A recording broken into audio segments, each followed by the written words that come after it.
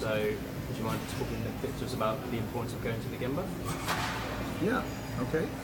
So, one of the most important concepts I've ever learned is this idea of going to the Gemba.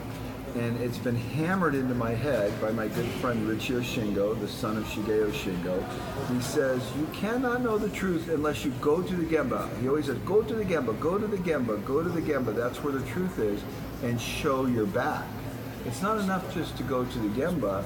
You have to show your back. And I think what that means is you need to be concerned enough to stay there and watch and see and assist them on what the problem is. I think that's something that I personally get lost with more because I'm on the engineering side of things. Right. You talked a bit about the 4 types of engineer. Would you mind just repeating that? Yeah, sure.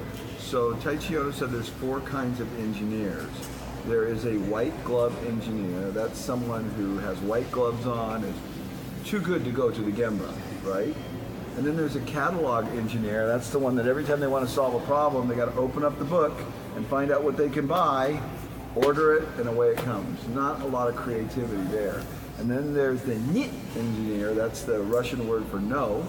And every time you tell them it can't be done, you've already tried it, nothing there. And then there's the most important engineer of all, and that's the engineer that washes his hands 10 times a day because he goes to the Gemba and gets his hands dirty.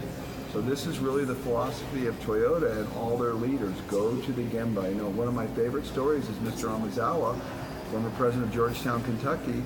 He was on the shop floor and his superior came to him and said, look, you have problems with the vendors, go to the vendors and don't return until you solve all the problems. Go to the Gemba. That was a big thing for us this morning. Yeah. That's a huge thing. Yeah. Thanks, Paul. No problem. Another question, I know from being in Japan, one of the main things that we've seen is just the quality. And can you just speak to the importance of quality when you're building a product? Well, I didn't always understand the importance of quality, and I told you the story that really the Japanese largely learned this from Edward Demings when he came here in 1951. He made a talk to the scientists and engineers and said, if you just focus on quality, you'll rebuild your country in about 5 years. Well, the Japanese ended up doing it in about 3.5 years because of an intense focus on quality. But then when I came back to Japan, Norman Bodak once asked me and asked our entire group, he said, what is Japan all about? And everybody gave a different answer, but nobody gave the right answer. And Norman said, Japan is all about quality. When you really think about it, the best brands in the world, the highest quality brands, whether it be Honda, Toyota, Kubota, Sony, Canon, Nikon, Epson, they're all Japanese. So, the idea of quality, the word Japan is almost the brand quality. But then you got to ask yourself, why are the Japanese so obsessed with quality? Well, it turns out that as I asked that question more and more to leaders, they kept saying, because we want quality gives the customer trust. The customer will trust us.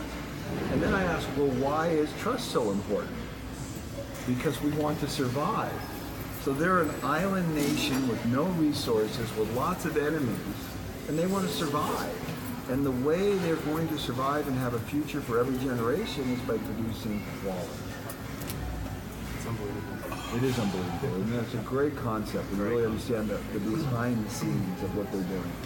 And now we're sat here, finished our talk. We wondered what your biggest takeaway from the last few days was. Yeah, my biggest takeaway is going to shock you a little bit because, as you might imagine, it takes an enormous amount of energy to do this. It's not easy to do. It's draining emotionally. And I've done these tours so many times, I can't believe it. And a lot of the people I've come to Japan with have been fantastic. And some of the people have been so-so. And so this tour, specifically group 11, 12, and 13, I said, I am going to up my expectations, up my standards on everybody that comes here. I'm not going to let any turds come on this trip, so to speak. I don't know how else to put it.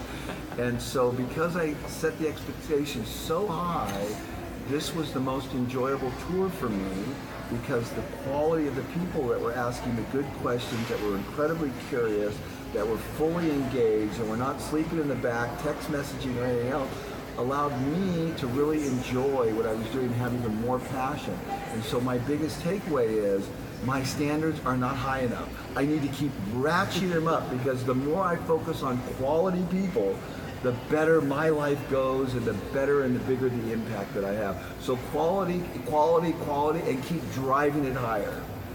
Great. Thank you very much. On that note, Paul, we really like to thank you, everybody, Sam and I, everyone from Pitt, Meadows Plumbing, for taking us on this trip. It's been unbelievable. Well, you guys are awesome. You know, you guys have the right attitude, and that's really what makes it happen.